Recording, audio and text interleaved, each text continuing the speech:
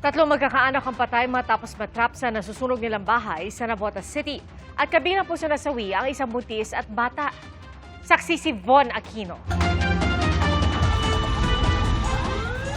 Naglalagablab na apoy ang gumising sa mga taga El Santos Street, Barangay Tango, South Navotas City, pasado alas 3 na madaling araw.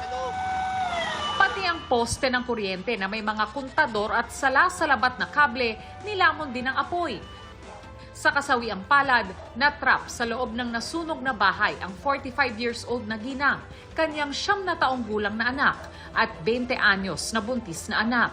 3 naman ang sugatan na nagtamo ng lapnos at paso na dinala sa ospital. Nung lumabas na po kami dito, nakita na po namin yung apoy dito. Ang super laki na po talaga ng sunog. Yung tupok po ng apoy, nasa kanila na po. Baka mamaya na-shoot na po sila sa usok.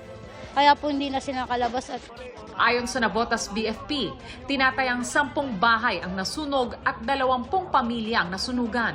Umabot sa ikalawang alarma ang sunog at tuluyang naapula 6:57 na ng umaga. Ang ilang residente, sinusubukang isalba ang mga gamit na pwede pang pakinabangan. Mga bandang alas 3, ma'am.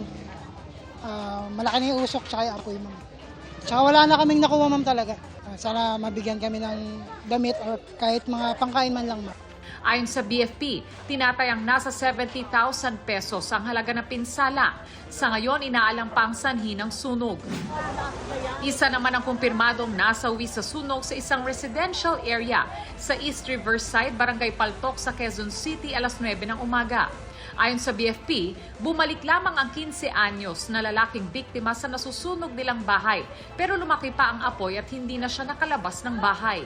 Iniimbestigahan pa ang sanhi ng sunog. Ako si Von Aquino, inyong saksi.